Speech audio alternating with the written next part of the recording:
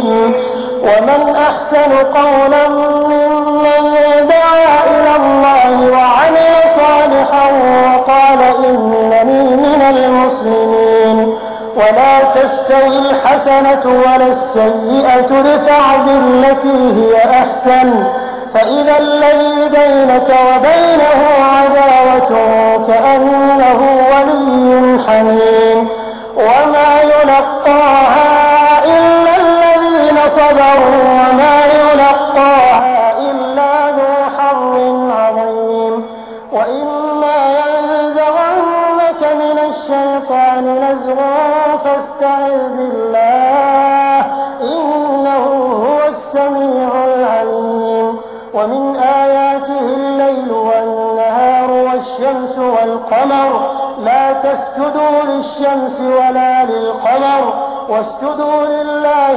الذي خلقهن إن كنتم إياه تعبدون فإن استكبروا فالذين عند ربك يسبحون له بالليل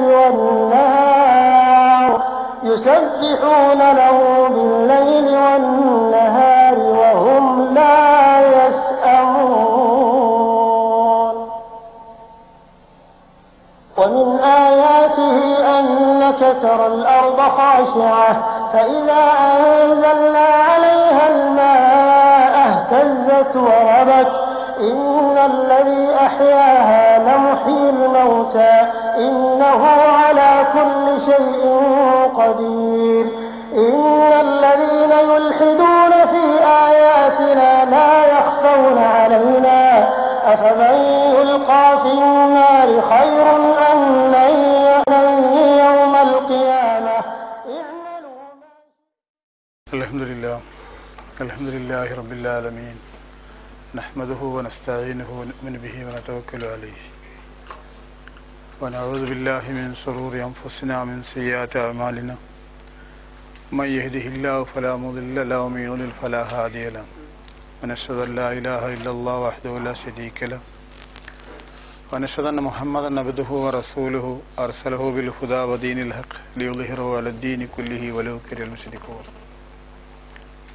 اللهم صل على محمد وعلى آل محمد كما صليت على إبراهيم وعلى آل إبراهيم وبارك على محمد وعلى آل محمد كما باركت على إبراهيم وعلى آل إبراهيم في العالمين إنك حميد مجيد أما بعد فإن خير الكلام كلام الله وخير السنن سنن محمد صلى الله عليه وسلم وشر الأمور محدثاتها وكل بدعة ضلالة أيها الإخوان أوصيكم وإياي بتقوى الله. സഹോദരന്മാരെ, അള്ളാഹുവിൻ്റെ കൽപ്പനകളെക്കുറിച്ച് ഓർമ്മിക്കുവാനും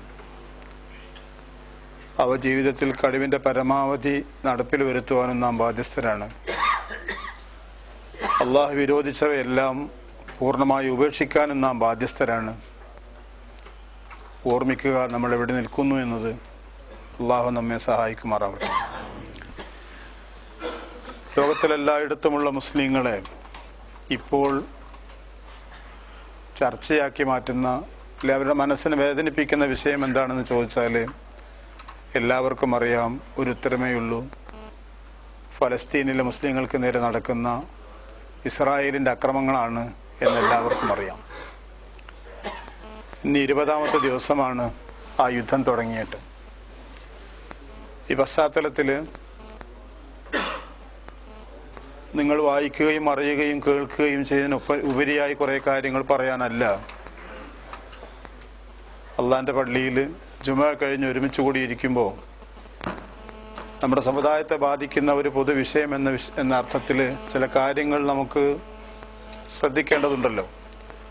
ആ വിധത്തിൽ 1-2 കാര്യങ്ങൾ ശ്രദ്ധയിൽപ്പെടുത്തുകയാണ്.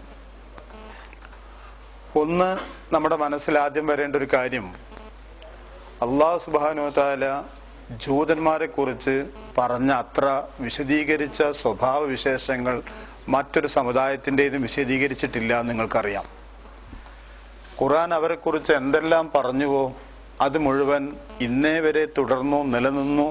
ഇപ്പോഴത്തെ സംഭവം അത് ശരിവെക്കുന്നു എന്നതാണ് അത്ഭുതകരമായൊരു സംഗതി. ഞാൻ ആയത്ത് ശ്രദ്ധയിൽപ്പെടുത്താം. നിങ്ങൾക്കറിയാം, ഈ ആയത്ത് നാം ഇടയ്ക്ക് പറയാറുള്ള ആയത്താണ്. വലതജിദന്ന അശദ്ദന്നാസി അദാവത്തൻ ലില്ലദീന ആമനുൽ യഹൂദ വല്ലദീന അശ്റകൂ വലതജിദന്ന അഖറബഹും മവദ്ദത്തൻ ലില്ലദീന ആമനുൽ ലദീന ഖാലൂ ഇന്നാ നസാറ ദാലിക ബിഅന്ന മിൻഹും ഖിസ്സീസന വറഹ്ബാനൻ വഅന്നഹും ലാ യസ്തക്ബിറൂൻ. സൂറത്തുൽ മാഇദയിലാണ് ഈ ആയത്ത്. ലതജിദന്ന, നിനക്ക് കാണാൻ സാധിക്കും, അശദ്ദന്നാസി അദാവത്തൻ ലില്ലദീന ആമനു, വിശ്വാസികളോട് വളരെയേറെ ശത്രുത കാണിക്കുന്നവരായി അൽ യഹൂദ, ജൂതന്മാരെയും വല്ലദീന അശ്റകൂ, ശിർക്ക് ചെയ്യുന്നവരെയുമാണ് കാണാൻ കഴിയുക. ഇത് ഖുർആന്റെ ഒരു പ്രസ്താവനയാണ്. താൽക്കാലികമായ ഒരു കാലത്തേക്കല്ല, ലോകാന്ത്യം വരെയുള്ള അവസ്ഥയെക്കുറിച്ച് അള്ളാഹു പറഞ്ഞു വെച്ചൊരു വാക്കാണ്. എത്ര കാലം കഴിഞ്ഞാലും, എത്ര നൂറ്റാണ്ടുകൾ കഴിഞ്ഞാലും, എന്തെല്ലാം പരിവർത്തനങ്ങൾ ലോകത്ത് സംഭവിച്ചിരുന്നാലും മുസ്ലിം സമുദായത്തോട് ഏറ്റവും വലിയ പകയും വിദ്വേഷവും വെച്ച് പുലർത്തുന്നവരായിരിക്കും ജൂതന്മാരും ശിർക്ക് ചെയ്യുന്നവരും എന്നാണ് ഖുർആന്റെ പരാമർശം. വലതജിദന്നഹും അഖറബഹും മവദ്ദത്തൻ ലില്ലദീന ആമനുൽ ലദീന ഖാലൂ ഇന്നാ നസാറ. എന്നാൽ ആപേക്ഷികമായി മുസ്ലിം സമുദായത്തോട് സ്നേഹം കാണിക്കുന്നവരായി നിനക്ക് കാണാൻ കഴിയുക നസറാണികൾ എന്ന് വാദിക്കുന്നവരാണ്. അതിന് കാരണവുമുണ്ട്. അവരിൽ പുരോഹിതന്മാരുണ്ട്, പണ്ഡിതന്മാരുണ്ട്, അഹങ്കാരികളല്ലാത്തവർ. ആ ഒരവസ്ഥ നിലനിൽക്കുന്നിടത്തോളം കാലം എന്ന് പറഞ്ഞു വെക്കുകയും ചെയ്തു. നമ്മളിവിടെ ആലോചിക്കാനുള്ള വിഷയം, ഖുർആൻ അങ്ങനെ ഒരു പരാമർശം ജൂതന്മാരെ കുറിച്ച് പറഞ്ഞു വെക്കുമ്പോൾ നമ്മൾ ചില വശങ്ങൾ അവിടെ മനസ്സിലാക്കി വെക്കേണ്ടതുണ്ട്. അതിൻ്റെ കൂടെ ഒന്ന്, നബി സല്ലല്ലാഹു അലൈഹി വസല്ലമയും യഹൂദികളും തമ്മിൽ നടക്കുന്ന ആദ്യത്തെ ഇടപാടുകളിൽ നബിയുടെ ഭാഗത്തു നിന്ന് യാതൊരു ശത്രുതയുടെ ഭാഗം ഉണ്ടായിട്ടില്ല എന്നുള്ളതാണ്. മക്കയിൽ നബി സല്ലല്ലാഹു അലൈഹി വസല്ലമ യഹൂദികളുമായി ഇടപഴകേണ്ടി വരുന്നില്ല. ചരിത്രപരമായി അവരവിടെ ഉണ്ടായിരുന്നില്ല. അങ്ങനെ യഹൂദികളുമായി, ജൂതന്മാരുമായി നബി സല്ലല്ലാഹു അലൈഹി വസല്ലമ ഇടപഴകേണ്ടി വരുന്നത് നിങ്ങൾക്കറിയാം, പലായനത്തിന് ശേഷമാണ്, മദീനയിൽ വന്ന ശേഷമാണ്. 3 പ്രധാന ഗോത്രങ്ങളായി, കുടുംബങ്ങളായി, കോട്ടയും കൊത്തളങ്ങളുമൊക്കെയായി വളരെ സുരക്ഷിതമായി കഴിയുകയായിരുന്നു ആ കാലഘട്ടത്തിലെ ജൂതന്മാര്. ബനു കൈനുക്കാഴ്, ബനു നളീർ, ബനു ഖുറൈള, ഇതായിരുന്നു അവരുടെ കുടുംബ പേരുകൾ. ഒരു ചെറിയ വീടല്ല, ഒരുപാട് അംഗസംഖ്യയുള്ള വ്യത്യസ്ത സഭകൾ എന്നർത്ഥം. നബി സല്ലല്ലാഹു അലൈഹി വസല്ലമ മദീനയിൽ വന്നപ്പോൾ ചെയ്ത ആദ്യത്തെ പരിപാടി ഇവരുമായി സമാധാനത്തിന്റെ കരാർ ഒപ്പിടുക എന്നതാണ്. ഇവരുടെ നേതാക്കന്മാരെ വിളിച്ചിട്ട് ആ സമാധാന കരാറിലെ ഉടമ്പടി വളരെ അത്ഭുതകരമാണ്. യഹൂദികളോട് പറഞ്ഞിരിക്കുന്ന വാക്ക്, നിങ്ങൾക്ക് ഈ നാട്ടിൽ താമസിക്കാം, ഞാനിവിടെ വന്നു, ഈ നാടിന്റെ നേതൃത്വം എൻ്റെ കയ്യിലായി എന്നതുകൊണ്ട് നിങ്ങൾക്കൊരു ഭയപ്പാടും വേണ്ടതില്ല, മാത്രമല്ല നാം പരിപൂർണമായ സഹകരണം വേണമെന്ന് പറഞ്ഞു. വാദി നിങ്ങളെ ആക്രമിക്കാൻ ഏതെങ്കിലും ശത്രുക്കൾ വന്നാൽ, ജൂതന്മാരെ ആക്രമിക്കാൻ വല്ല ശത്രുക്കളും വന്നാൽ ആ ശത്രുവിനെ എതിർക്കുന്നതിൽ ഞങ്ങളും നിങ്ങളുടെ കൂടെ ഉണ്ടാവും. അതുപോലെ മുസ്ലിങ്ങൾക്കെതിരായ വല്ല ശത്രുക്കളും വരുന്ന സമയത്ത് നിങ്ങൾ ഞങ്ങളോടൊപ്പം ഉണ്ടാവണം എന്നതായിരുന്നത്. ഒരു പരിപൂർണമായ സഹകരണത്തിന്റെ വാക്കുകളാണിത്, വിദ്വേഷത്തിന്റെ അല്ല. ആ കരാറുകൾ ഒപ്പിട്ട് കഴിഞ്ഞതിന് മാസങ്ങൾ കഴിയുമ്പോഴേക്ക് ഓരോ തവണയായി യഹൂദികൾ ആ കരാർ ലംഘിച്ചു എന്നതാണ് ഇതിന്റെ സത്യം. ആദ്യമായി കരാർ ലംഘിച്ചത് ബനു കൈനുക്കാഴ് എന്ന് പറയുന്ന ഗോത്രമാണ്. വിശദാംശങ്ങളിലേക്ക് പോവുകയല്ല ഞാൻ. ഒരു മുസ്ലിം സ്ത്രീ, സഹാബിയത്തായ ഒരു പെണ്ണ് ഒരാവശ്യം നിർവഹിക്കാൻ വേണ്ടി ചന്തയിൽ ഒരു തട്ടാന്റെ പക്കല് വന്നതാണ്. ചന്തയിൽ അപ്പോ അവിടെ നിൽക്കുന്ന ആള്, അവർ ജൂതനായ മനുഷ്യൻ, ഈ പെണ്ണിന്റെ വസ്ത്രം പിടിച്ചു വെച്ചു, അറ്റം ചവിട്ടി നിർത്തി. ഇവൾ എഴുന്നേറ്റപ്പോ ഇവിടെ വസ്ത്രം അഴിഞ്ഞു വീണു, ഇവിടെ നഗ്നത വെളിവായി. അത് കണ്ടവർ ചിരിച്ചു. ഇത് കണ്ടെന്നൊരു സഹാബിക്ക് സഹിച്ചില്ല. അയാൾ അതിന് പ്രതികാരം ചെയ്തു ആ ജൂതന്റെ നേരെ.